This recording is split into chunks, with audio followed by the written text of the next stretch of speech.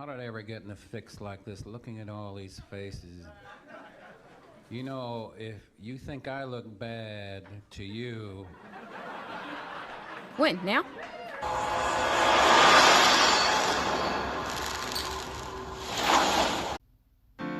Hey ladies and gentlemen, welcome back. It's Godan. So, we're going to do a little bit of a recap, and we're going to look into the future. This last event, it made history, and the fact that it wasn't as popular as it could have been.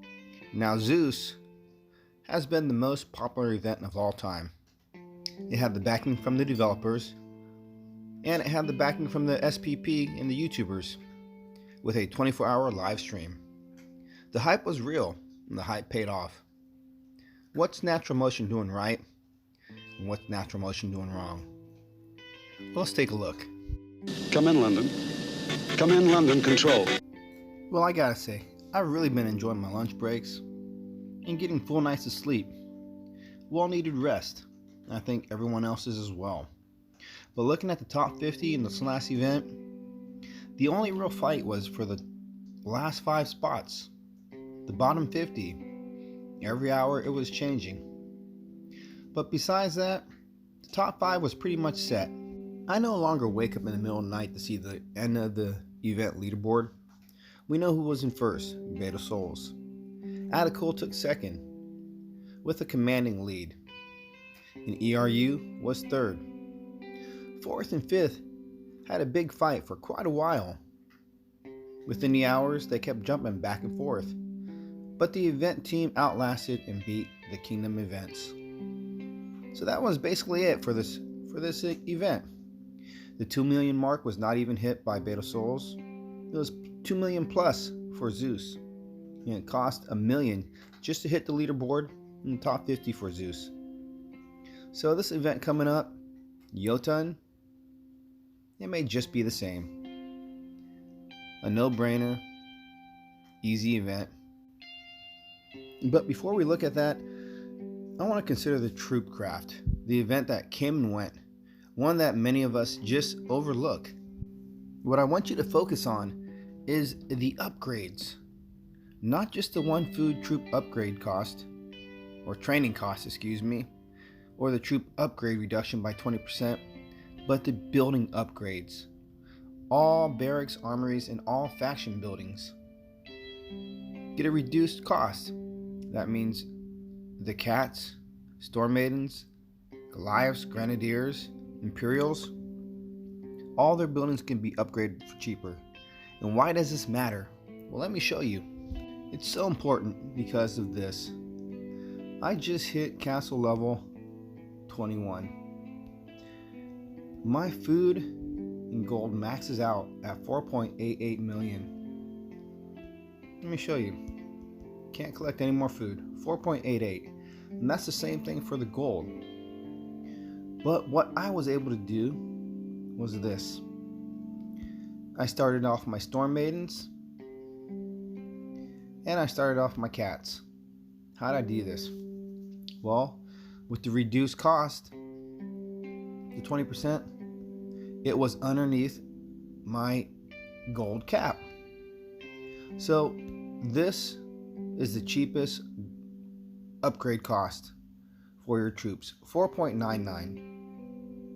Now the Mossman Karen was also, I believe, 4.99, but the Storm Maidens was a lot more, 5 point whatever it was. But because of the 20% reduction cost, I was able to upgrade these. I didn't have to wait. I would have had to wait for one of these to upgrade, and it finally did, my gold storage. Would that have given me enough room to make the 4.99? It may have, but I may need to have another gold storage upgraded at the same time, or completed. I don't know. I didn't do the complete maths, but what it allowed me to do was get 2 buildings going before I could. I would have had to wait for 1, 2, or possibly 3 gold storages to be upgraded and completed before I could upgrade any of my barracks, any of my troop faction buildings. So I'm already ahead of the game. I already got one thing going in here, so I'm rocking and rolling. Remember, read the small print. it makes a difference. If you can time it just right, which I didn't, it just happened by chance, it worked out for me. And to raid the gold, it only took about an hour. So just focus, and you can grow steadily without any issues. So I need to get some gold. But let's look at this event and the Titan that's coming out, Godan. Now the popularity for this event should wane. It is waning through all the recruits. 5K is basically the minimum for this event. Why? Godan is a has-been. It basically was when he first came out. I have two. Godan was the first Titan that I actually spent big monies for the long winter event. It won't happen again. And what happened during the long winter event will not happen for this coming winter event. People are not going to participate like they did. Many spent a lot of money and got a Titan that they don't have leveled or have already fused away. Even with the new Godan 2.0, it's not much of a difference. Looks better, there's a lot more skills, but all in all, what we're looking at, it's not an increase for this game. It's not game changing to have the new Godan. You're better off possibly going for some of the relics or just saving up. So I've had these for a long time. They're not max, not even close. If I get the new Godan 2.0 as an alliance reward, that's great. But I truly don't think I'm going to push for him. I'm going to wait. And Krampus 2.0, that's another Titan that I don't have leveled, and I'm going to wait. Not interested. They're not game changers. Something's going to come down the road that we really need. Will it be Zeus? Probably not. They're going to hold out on Zeus for a while because Zeus is very popular. People want him. Can't say he's coming.